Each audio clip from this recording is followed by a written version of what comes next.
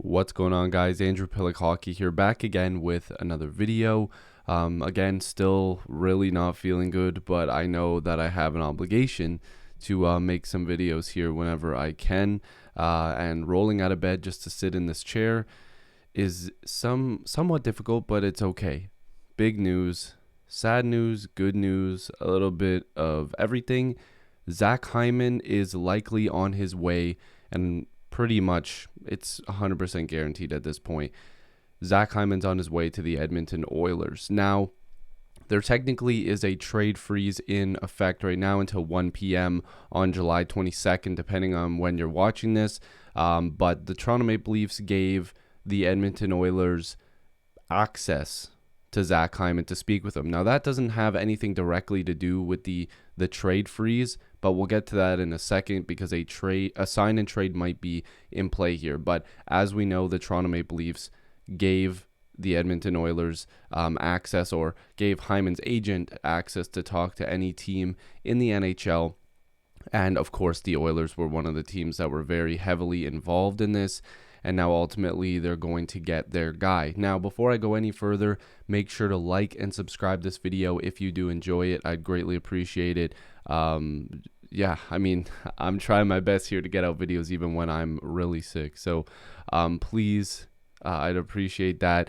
But we're going to get into this a little bit more. The reason why I'm talking about this now is because Andy Strickland tweeted this out. Can confirm the Edmonton Oilers have both 7 and 8 year contracts agreed to with Zach Hyman. Edmonton and Toronto are working to execute a sign and trade, which will pay Hyman 8 years at around $5 million. Now, the reason why this is happening is because Hyman can't sign an 8-year deal unless he's being signed by the Toronto Maple Leafs, the team that actually, he was with previously. He can't go to free agency and sign an 8-year deal. He would have to sign with Toronto and then get traded over there. And they'll take over the contract. Now, the salary comes in higher in the middle of the contract and includes some no-move protection. That's a lot of money. Now, please listen to what I have to say and then give your opinion, because I think there's a lot of people that watch like the first minute of this video and then comment. But there's a lot to say about this because I do love Zach Hyman, but this is too much money. You could stomach this if the cap went up, but it's a flat cap. This is too much money for Zach Hyman. And, people are begging for Dubas to stop overpaying guys. They didn't like the Janssen contract.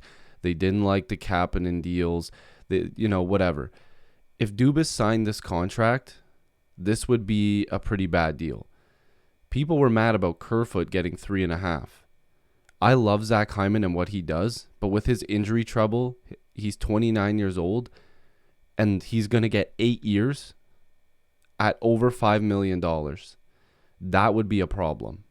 I love Hyman. He does a bit of everything, and it's going to suck to see him in a different uniform. But this is an overpayment. This is too much money for Zach Hyman. I'm sorry. And listen, I'm going to get to it later on, and I might have to make a video on it specifically. But if this is the market, the Leafs will have to make moves via trade because they need to find guys on cheaper contracts. If that's the money, like guys like Barclay Goodrow are getting, Jamie Alexiak on the blue line got overpaid by a little bit, probably by a lot. And now Hyman. Like, I don't mind the Larson deal, but man, these are some expensive contracts. Darren Dreger also chimed in saying a lot of talk about what the Oilers are going to pay Hyman in term, and I believe 7 years is the target, and when climb as high as $5.5 million AAV, because if it's at 8 years, the AAV will be lower, and it'll come in around 5.1, and we'll get into that in a second. We will see. However, as of this second, there's no discussion with Toronto on compensation, but there actually has been some talks. Apparently, there was that Strickland tweet came after the Dreger tweet, but Chris Johnston reporting after Elliot Friedman had spoke on the fact that there's probably going to be a deal in place. Further to Friege's report, word is that an 8-year contract for Hyman with the Oilers would come in a shade under the $5.125 million AAV on Ryan Nugent-Hopkins' recent deal. A 7-year contract for Hyman would be closer to 5.5. So I would imagine you're going to see Hyman's deal come in just under $5.2 million on an 8-year deal, because it does look like the Oilers want that eighth year. I think Hyman would love that 8th year. Of course, getting more money is always a good thing. But I look at Hyman and I see an awesome player. The guy gets into the corners, he gets pucks, he's tough, he can score. But the problem is that what happens if, and again, I'm not saying this is going to happen. I think Hyman's going to be fantastic for the Oilers for at least 2 or 3 years. But what happens if Hyman's not really working with some of their big name players and they go, oh, okay, well, we're going to put Hyman on this other line. And then Hyman doesn't really work out there. Then it starts to get really complicated, because now you're paying a guy who, can kill some penalties and maybe is putting up a decent amount of points, but he's not really at that value. What happens if Hyman's knees keep hurting him and he keeps getting injured?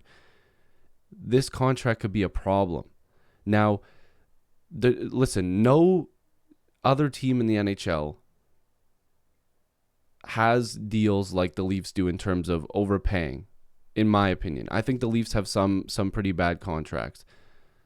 But you're overpaying guys like Austin Matthews, which I don't think is an overpayment in my eyes. Austin Matthews literally scored the lights out this year. The playoffs he didn't play well. We all know that. Marner's overpaid by $1 or $2 million. Okay, but he's a 90-point guy. I like the Nylander contract, but you can say in the past, Lou Lamoriello overpaid Zaitsev, Lou Lamoriello overpaid Marleau, Dubas overpaid Marner, Dubas overpaid Andreas Janssen. Thank God we were able to trade that contract, even though I love Mango, I love Janssen. But this is, I'm sorry, but this is also an overpayment. The Leafs could not come to this deal. They couldn't. I guarantee you the Leafs were probably at a $4.5 million AAV on an 8-year deal, which wouldn't have been close. Maybe 4.7. And I probably would have been okay with that. But once you're getting past $5 million, it starts to hurt a little bit more. That's not a really good contract, in my opinion. And I'm not going to knock Hyman. I hope he goes there and scores 30, plays with McDavid, plays awesome. But the Oilers just re-signed Mike Smith. They might re-sign Tyson Barrie, who's not good defensively, but he puts up good amount of points. So if he plays with somebody who can play defensively, then it's not a problem. But Klefbom's going to be out the whole year. Larson just went to the Kraken. They just got Duncan Keith, who's way past his prime, and they're paying him over $5 million. What direction are the Oilers going? Do they think this is going to work? I mean, I hope for their sake it does. I'm not over here saying it's not going to work, and I hope it doesn't. I hope it does. I mean, McDavid's a wicked player. I want to see that guy deep into the playoffs. I love Draisaitl. I think that guy's a machine. I've always been a fan of Nugent Hopkins. They've got a Darnell Nurse. He's sick. But, what? This is an overpayment. This is too much money. Now, Hyman, again, he's 29 with injury trouble, as you can see by games missed, also including the pandemic. I don't know why nobody's talking about this, but in the playoffs this year, he did nothing. I'm sorry. In 7 games, he had 1 point. He plays his heart out. But if you're gonna talk about guys who are, he deserves to get paid and this, that, and the other, he had 1 point in 7 games. Then in the previous year before that, 3 points in 5 games. Not too bad. Before that, 1 point in 7 games played. And then the first couple years, he was pretty decent in the playoffs. But his point production is good, everything like that. But you have to really bank on the fact that he's going to continue to do that. And playing with McDavid, I'm sure he'll put up points for the first few years. I'm telling you, this contract it won't look so bad for the first few years. But the amount of time that this contract is going to be in place, it's going to be a problem.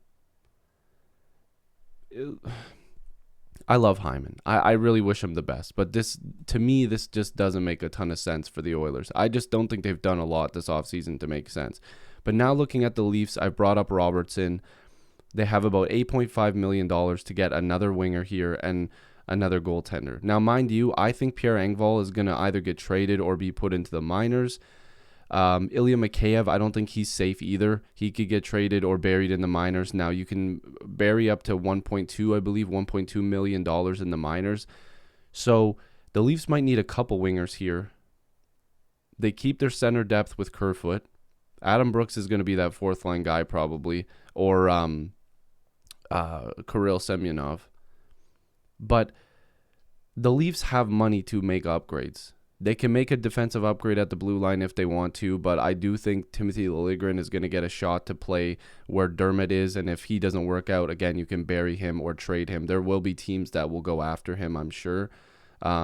Even if he's playing decent, I think the Toronto Maple Leafs could still find a way to trade him because he does still have upside at his age. Justin Hall was protected. Now, man, Justin Hall has a lot of pressure on him this year to continue to play really well because the Leafs really protected him over, McCann and some guys that they wanted to hold on to, right? So this team is not better without Hyman. It's worse. But it's what they do with the money that can make this make sense.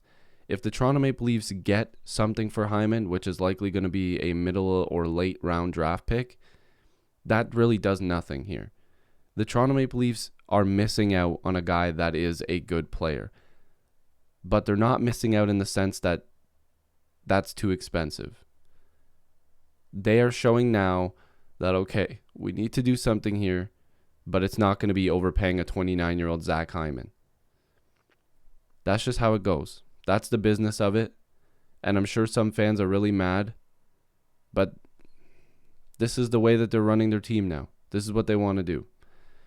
If they can get good production out of Robertson, he'll be fine. That's good. A second, third line guy.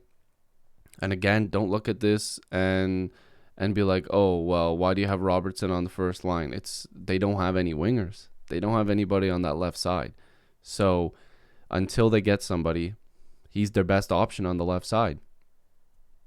Would have been McCann, but he was left unprotected. So I'm not feeling too good, so I need to stop this video.